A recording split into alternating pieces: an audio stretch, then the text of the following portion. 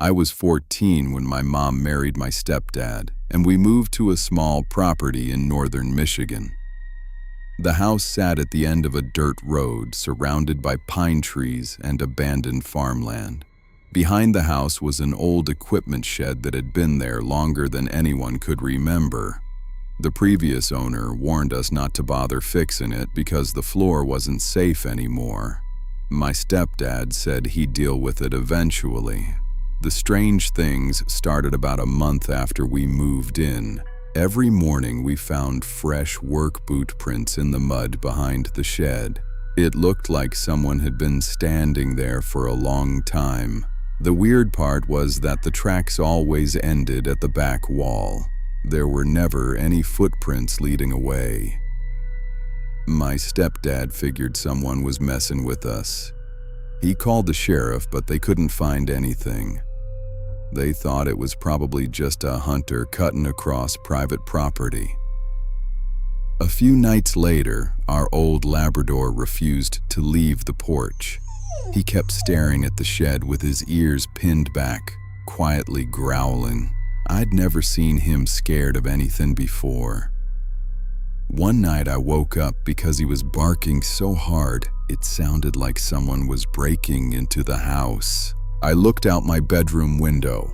A man was standing beside the shed. He was wearing a faded brown jacket and an old knit cap pulled low over his face. He wasn't trying to get inside.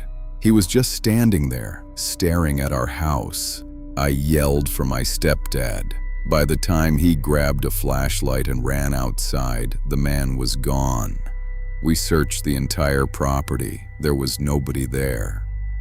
The next weekend, my stepdad replaced the broken side door on the shed and installed a heavy deadbolt.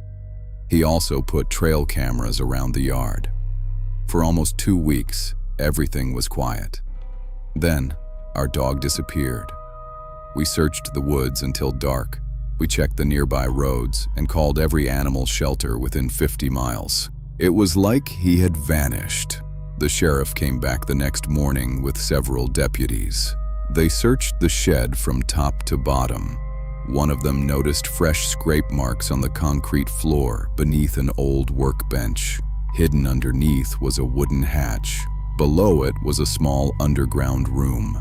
There wasn't much inside, just a stained mattress, empty food cans, and dozens of plastic storage bins. Inside the bins were wallets, keys, family photos, children's toys, jewelry, and stacks of handwritten notes. The notes barely made any sense.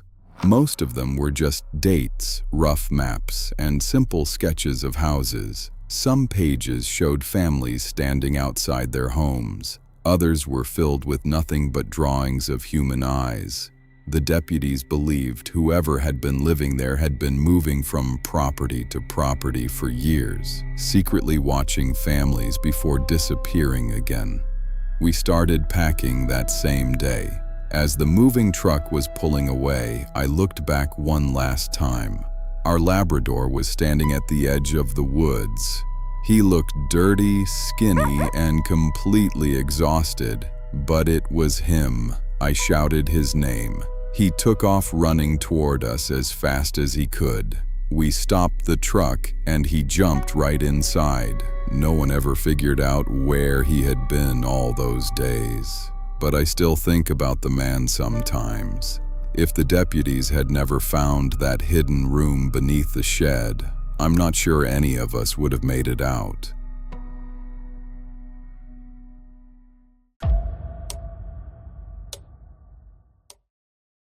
I grew up in a small town surrounded by farmland. There wasn't much to do during the summer. When we turned 17, our parents each bought us a used dirt bike. My best friend Mason and I spent almost every weekend riding trails through the hills outside town. One August night, the forecast promised a perfectly clear sky. We decided to ride up to one of our favorite overlooks, where there was almost no light pollution. After picking up a couple of sodas at a gas station, we headed into the hills. About 40 minutes later, we reached a wide clearing overlooking the valley. We parked our bikes a few feet apart. We sat on the grass and looked up at the stars. For over an hour, everything felt completely normal. Then I noticed a sweet smell drifting through the air. It wasn't there a minute earlier. Mason looked around. "You smell that too?" he asked. I pointed my flashlight at the ground. Small white flowers had opened all around us. There were dozens of them. Neither of us remembered seeing them when we arrived. The sweet smell kept getting stronger. I suddenly felt exhausted. I figured it was just because it was late. I closed my eyes, just for a second. When I opened them again, the clearing was completely silent. Mason was gone. His dirt bike was gone too. Only my bike was still standing where I had left it. There were no fresh tire tracks, no engine noise, no footsteps, no movement anywhere. I called his name. Nothing. At first, I thought he was messing with me. That was exactly the kind of prank he'd pull. I searched around the clearing. I expected him to jump out laughing. Nobody was there. Then I noticed something else. The air had changed. A warm summer night had become strangely cold.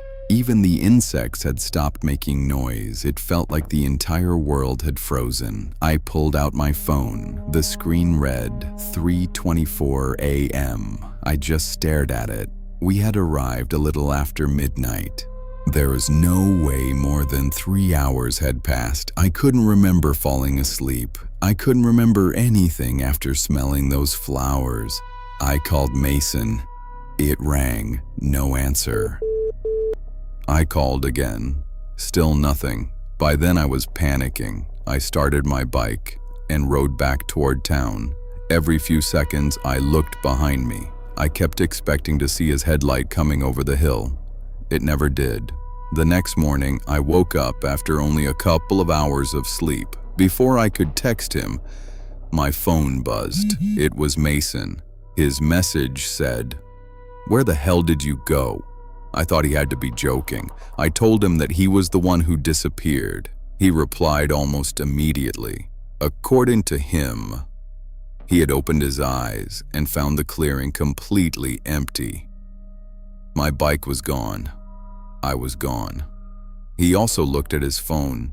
It said 3:24 a.m. He told me he had called me over and over. I told him I had called him too. Later that day, we compared our phones. There were no missed calls, no outgoing calls, nothing. It was as if neither of us had touched our phones that night. A week later, we rode back to the same clearing. We searched for tire tracks, footprints, anything that could explain what had happened. We found nothing, just an empty hill beneath another clear night sky. For years, we argued about that night. Sometimes I wondered if Mason had made the whole thing up. He admitted he sometimes wondered the same thing about me, but one detail never changed. Neither of us remembered being alone. We both remembered the other person disappearing, and we both remember looking at our phones. The screen said exactly the 3:24 a.m.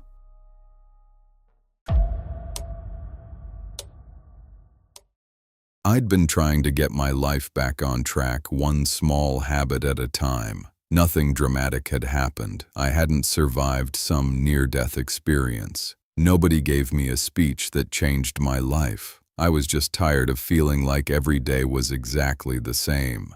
So I started saying yes to new things. On weekends, I'd get in my car and drive without picking a destination. I stopped eating dinner in front of the TV every night. I bought an old film camera from a thrift store and started taking pictures of anything that caught my attention. It became the perfect excuse to disappear for a few hours. Almost every weekend, I explored forgotten places, old bridges, abandoned parks, overgrown railroad tracks, places that hardly anyone ever visited. One Saturday in early October, I drove to a state recreation area about 2 hours from my apartment.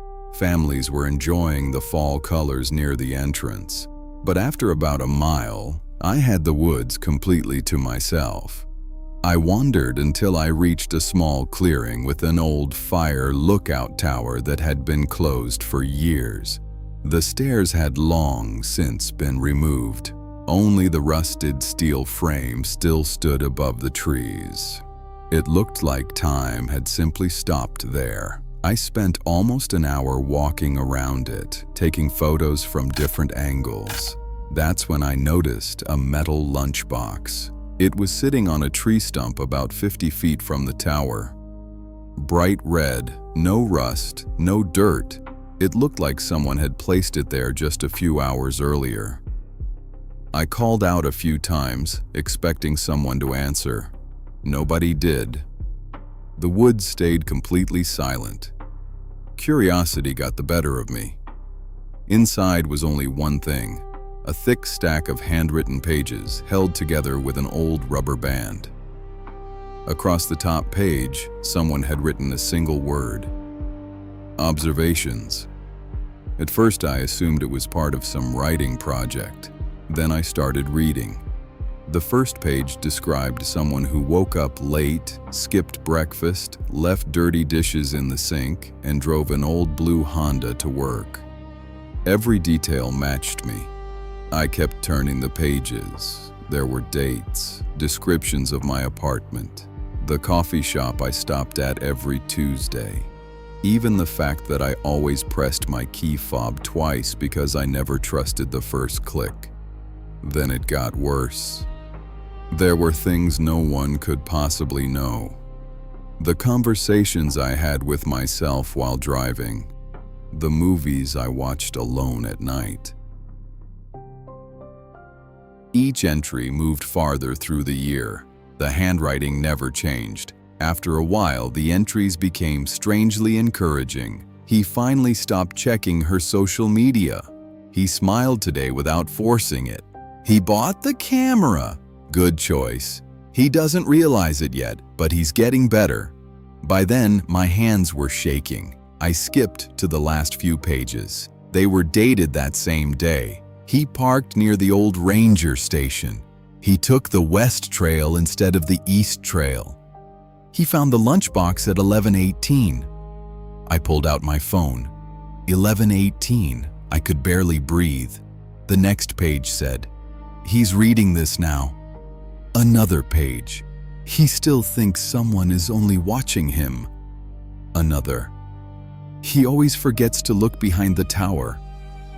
Every instinct told me not to move, but I did anyway. I walked around the rusted legs of the fire tower. At first, I didn't see anyone. Then I noticed movement beyond the clearing, about 70 yards away. A man stood there with an old film camera hanging around his neck. He looked exactly like me. Same jacket, same backpack, same haircut. He wasn't looking at me. He was calmly aiming his camera at the abandoned tower, like he had just arrived. I looked back down at the pages. The final sentence was already waiting for me. "Put the pages back where you found them. He'll find them in a minute." I never looked at the man again. I carefully placed the pages back inside the lunchbox, set it exactly where I'd found it. Then I walked straight back to my car. I had to fight every instinct not to run. I still own the camera I carried that day. The roll of film inside it has never been developed.